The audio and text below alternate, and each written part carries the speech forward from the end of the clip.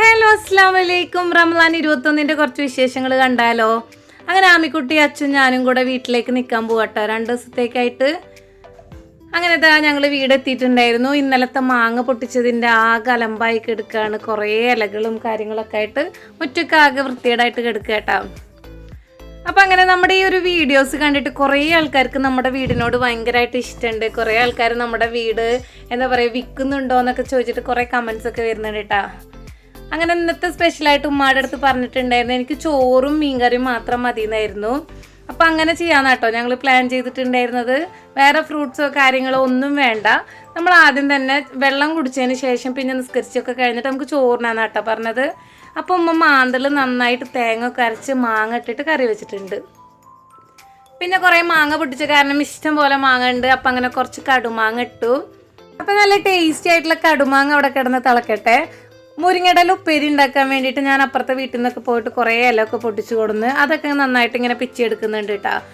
പിന്നെ തേങ്ങയും മാങ്ങയും പച്ചമുളകും ചുവന്നുള്ളിയൊക്കെ കൂടെ ആയിട്ട് നല്ല അടിപൊളിയായിട്ടുള്ള ഒരു ചമ്മന്തി ഉണ്ടാക്കുന്നുണ്ട്. പിന്നെ ചെറുപയർ ഉപ്പേരി ഉണ്ടാക്കുന്നുണ്ട്. പ്ലാനിങ് എല്ലാം മാറ്റി മീൻകറിയും ചോറും എന്നുള്ള പ്ലാനിങ്ങിൽ നിന്ന് വേഗം ചേഞ്ച് ആക്കിയിട്ട് ഒരു പൊതിച്ചോറാക്കാന്നുള്ള പ്ലാനിങ്ങിലേക്ക് എത്തിയിട്ടാണ്. അപ്പം നമ്മുടെ ചെറുപയർ ഉപ്പേരി റെഡി ആയിട്ടുണ്ട്. മുരിങ്ങയുടെ ഉപ്പേരി റെഡി ആയിട്ടുണ്ട്. കുറേ ഐറ്റംസ് ഉണ്ട് കേട്ടോ. നമുക്ക് ഇന്ന് ഒരുപാട് ഐറ്റംസ് ആയിട്ട് നല്ല അടിപൊളിയായിട്ടുള്ളൊരു പൊതിച്ചോറാട്ടോ പ്ലാൻ ചെയ്തിട്ടുള്ളത്. അപ്പം നമ്മുടെ കടുമാങ്ങ വറ്റി കിട്ടിയിട്ടുണ്ട്. പിന്നെ പരിപ്പ് കറി ഉണ്ടാക്കിയിട്ടുണ്ടായിരുന്നു. മാന്തൾ കറി വെച്ചല്ലോ. അപ്പോൾ അതൊന്ന് കുറച്ച് മാന്തൾ എടുത്തിട്ട് കായം തേച്ച് വെച്ചിട്ട് പൊരിച്ചു. അപ്പോൾ കറികളും എല്ലാം ആയതിന് ശേഷമാണ് ചോറിൻ്റെ പരിപാടിക്ക് നിന്നിട്ടുള്ളത്. റേഷൻ അരിയുടെ ചോറാണ്. അപ്പോൾ പെട്ടെന്ന് തന്നെ വേവും. അപ്പോൾ അങ്ങനെ ചോറൊക്കെ വെച്ചതിന് ശേഷം ഞാനും അച്ചുമോനും മാമിക്കുട്ടിയും കൂടെ അപ്പുറത്തെ വീട്ടിലെ ഇല വെട്ടാൻ പോയി. നമ്മുടെ അവിടെ ഇലല്ല വാഴ ആകെ ചെറുതാണ് കേട്ടോ. അപ്പം അങ്ങനെ അവിടെ നിന്ന് നമ്മളിതാ നടന്ന് പോകുന്നുണ്ട്. നല്ല ഭംഗിയാട്ടോ ഈ ഒരു ഭാഗം കാണാൻ.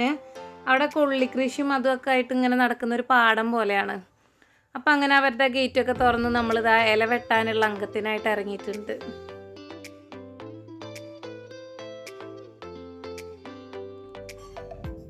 അപ്പം അങ്ങനെ ഞാനും അച്ഛനും കൂടെ അച്ഛൻ വലുതായിട്ടൊക്കെ അങ്ങനെ ഒരു വാഴയുടെ കൂമ്പിൻ്റെ ഇലയൊക്കെ വെട്ടുന്നുണ്ടായിരുന്നു. അപ്പം ഞാൻ അവൻ്റെ അടുത്ത് അങ്ങനെ വെട്ടാൻ പാടില്ല എന്നൊക്കെ പറയുന്നുണ്ടായിരുന്നു കേട്ടോ. എന്നിട്ട് അങ്ങനെ അതിനെ നമുക്ക് ആവശ്യമായിട്ടുള്ള കുറേ ഇലകളൊക്കെ അവിടെ നിന്ന് വെട്ടി അങ്ങനെ പോരുന്നതിൻ്റെ ഇടയിൽ നമ്മൾ ആ വീടിൻ്റെ ഗേറ്റ് കയറിയപ്പോൾ നമ്മുടെ തൊട്ടപ്പുറത്തെ വീടാട്ടാ. ഗേറ്റ് കയറിയപ്പോൾ തന്നെ അവിടെ ഒരു കോഴി ഉണ്ടായിരുന്നു. നമ്മൾ വരുന്നത് കണ്ടപ്പോൾ നമ്മുടെ പുറകിൽ ഓടി വന്നിട്ടുണ്ടായിരുന്നു കേട്ടോ.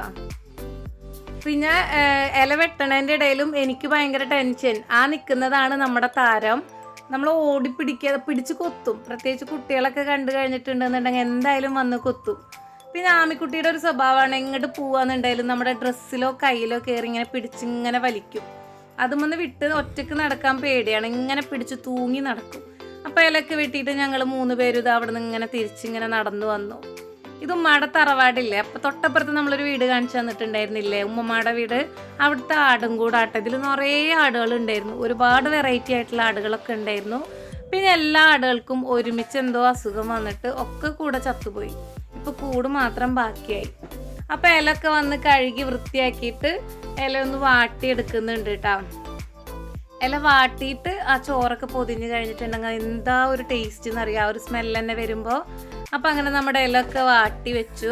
പിന്നെ ടേബിളിൽ നമ്മുടെ കറിയും ചോറും എല്ലാം സെറ്റാക്കി വെച്ചിട്ടുണ്ട്. ഒരുപാട് വെറൈറ്റി ആയിട്ട് ഇങ്ങനെ കുറേ ഐറ്റംസുകൾ ഉണ്ട് കേട്ടോ.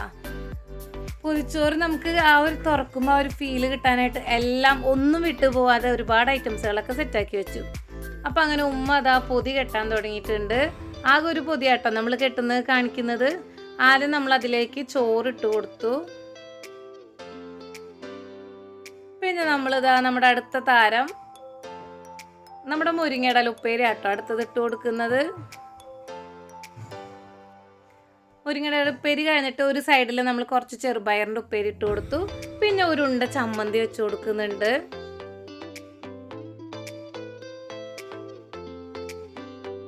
ഇനി നമ്മൾ കുറച്ച് പരിപ്പ് കറി ഒഴിച്ചു കൊടുക്കുക കേട്ടോ.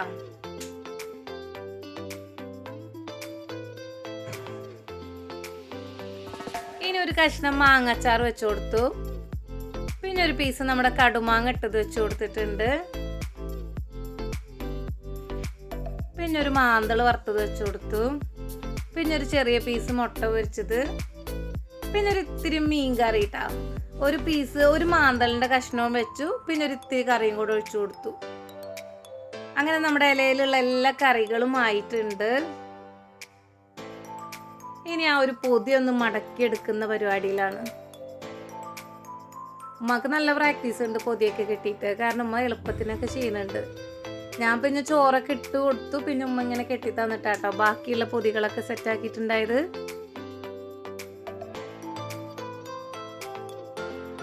അങ്ങനെ ഇലയിന്ന് പേപ്പറിലേക്ക് ആക്കിയിട്ട് പേപ്പർ പൊതിഞ്ഞോണ്ടിരിക്കുകയാണ്.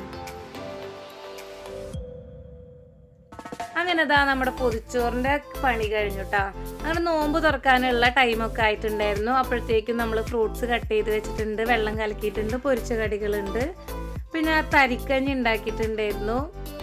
പിന്നെ ഒരു ഐറ്റം നമ്മുടെ ഓറിയോടെ ഒരു ഷേക്കും കൂടെ ഉണ്ടാക്കിയിട്ടാ. ഇത്ര ഐറ്റംസ് ആണ്, ഒന്നും വേണ്ട എന്നുള്ളിടത്ത് നിന്ന് ഇത്രയും ആയി. വെള്ളം കുടിച്ച് ചോറിനാന്നായിരുന്നു വിചാരിച്ചത്, പക്ഷെ ഇത്രയും ഐറ്റംസ് നമ്മളതൊക്കെ ആ ഒരു ടൈം ആയപ്പോഴത്തേക്കും സെറ്റാക്കി. അങ്ങനെ ഒരു 9:30 ആയപ്പോഴത്തേക്കും ഞങ്ങൾ പൊതി അഴിക്കാൻ തുടങ്ങിയിട്ടുണ്ട്. നമ്മൾ ആളെണ്ണീട്ട് എല്ലാവർക്കും ഓരോ പൊതിച്ചോറാക്കിയിട്ട് കെട്ടി വെച്ചിട്ടുണ്ടായിരുന്നു കേട്ടോ. നമ്മുടെ ഇവിടുത്തെ ആൾക്കാരും പിന്നെ അതുപോലെ ഉമ്മമ്മ, അടുത്ത മാമ, മാമി, ഉമ്മമ്മ, അങ്ങനെ എല്ലാവർക്കും കൂടെ നമ്മളിങ്ങനെ പൊതിയാക്കി വെച്ചിട്ടുണ്ടായിരുന്നു. ഫസ്റ്റ് കെട്ടിയിട്ടുള്ള എൻ്റെ പൊതിയാട്ടോ നമ്മൾ തുറക്കുന്ന. കുറേ സമയം ഇരുന്നിട്ട് നന്നായിട്ട് സെറ്റായി കിട്ടിയിട്ടുണ്ട്. നിങ്ങൾക്ക് ആ പൊതി തുറക്കുമ്പോൾ തന്നെ കാണാലോ. അങ്ങനെ ഐഷമോള് സ്റ്റാർട്ട് ചെയ്തു കേട്ടോ. കണ്ടിട്ട് കൊതിയായിട്ട് വേഗം തന്നെ തുറക്കലും മറ്റാക്കയിലും തുടങ്ങി.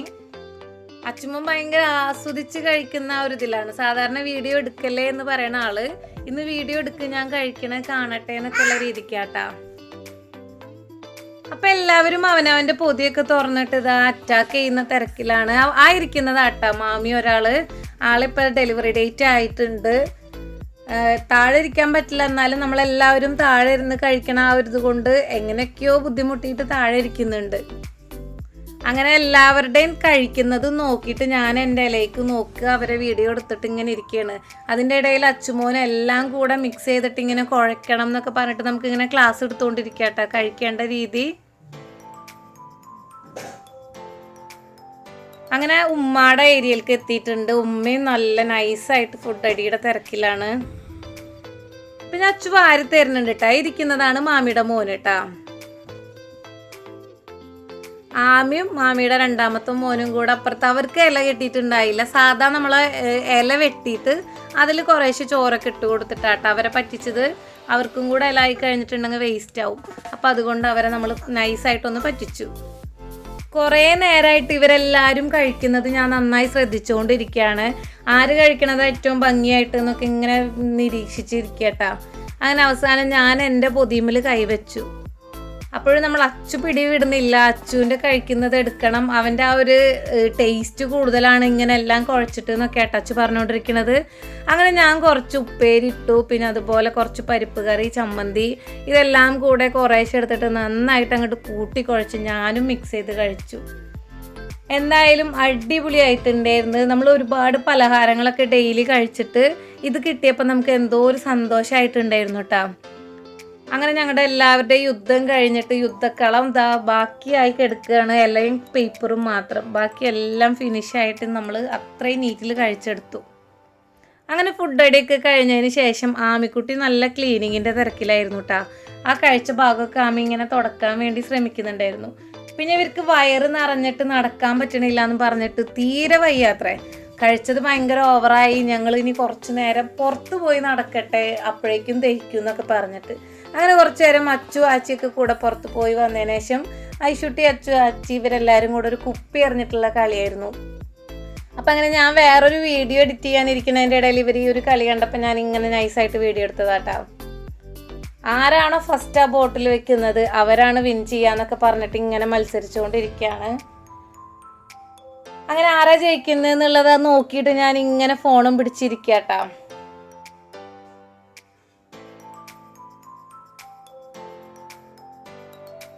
അച്ചുവിൻ്റെത് ഏകദേശമൊക്കെ ഇങ്ങനെ വീഴുന്നുണ്ട്. പെട്ടെന്ന് ഐശുട്ടിയുടെ കാല് തട്ടിയിട്ടൊക്കെ ഇങ്ങനെ പോവാട്ടാ. അപ്പോൾ കുറേ നേരമായി നോക്കിയിരിക്കണം, ഇതുവരെ ആരും വീഴ്ത്തിയിട്ടില്ല. അങ്ങനെ അവസാനം അച്ചു ആണ് അതിൽ ഫസ്റ്റ് വിൻ ചെയ്തിട്ടുണ്ടായിരുന്നു കേട്ടോ. പിന്നെ അവരങ്ങോട്ടും ഇങ്ങോട്ടൊക്കെ തല്ലാണ്. വീണ് കഴിഞ്ഞാൽ പിന്നെ വീണ്ടും അവർക്ക് കളിക്കാന്നൊക്കെ പറഞ്ഞിട്ട് ഇങ്ങനെ ഉണ്ടായി. അങ്ങനെ ആ കളി അവർ കുറച്ച് കഴിഞ്ഞപ്പോൾ അവർക്ക് അത് ബോറടിച്ചു. പിന്നെ അവർ ഒളിച്ച് കളിക്കാന്നൊക്കെ പറഞ്ഞിട്ട് ഇങ്ങനെ പുറത്തുള്ള ഓടിക്കളിയാണ്. ആൾക്കാരെ കണ്ടപ്പോഴത്തേക്ക് അച്ഛനൊന്ന് വീഡിയോ എടുക്കാനും ഒന്നിനും ഒരു മടിയുമില്ല, നല്ല ആക്റ്റീവായിട്ടുണ്ടായിരുന്നു. എല്ലാം വീഡിയോ എടുക്കുന്നതിലും നന്നായിട്ട് നമ്മളൊപ്പം നിൽക്കുന്നുണ്ടായിരുന്നു കേട്ടോ. അങ്ങനെ പെട്ടെന്ന് പുറത്തിറങ്ങിയപ്പോഴാണ് നമ്മുടെ മുല്ലപ്പൂവിൻ്റെ ഒരു മുട്ടുണ്ടായിരുന്നു. നമ്മളിങ്ങനെ ആ ഒരു നിൽക്കുന്ന ആ ഒരു ഇതിൽ അത് വിരിഞ്ഞത് കണ്ടു. അങ്ങനെ നേരെ പോയിട്ട് അതിൻ്റെ അടുത്ത് പോയി. നല്ല മണമുള്ള ഉണ്ടമുല്ലായിരുന്നു കേട്ടോ വിരിഞ്ഞത്. നല്ല സ്മെല്ല് എന്ന് പറഞ്ഞാൽ അത് വിരിയുന്നത് നമുക്ക് മൊത്തത്തിൽ അറിയാൻ പറ്റും. അത്രയും നല്ല അടിപൊളി മണമായിരുന്നു കേട്ടോ. അങ്ങനെ അവരുടെ അടുത്ത് ബായും പറഞ്ഞിട്ട് ഞാൻ നേരെ എടുക്കാൻ പോയി. എനിക്ക് നല്ല ഉറക്കം വന്നിട്ടുണ്ടായിരുന്നു കേട്ടോ. അപ്പോൾ ഇന്നത്തെ വീഡിയോ ഇത്രയുള്ളൂ. നിങ്ങൾക്ക് എല്ലാവർക്കും ഇഷ്ടപ്പെട്ടാൽ ലൈക്ക് ചെയ്യാനും ഷെയർ ചെയ്യാനും ഒന്നും മറക്കരുത്.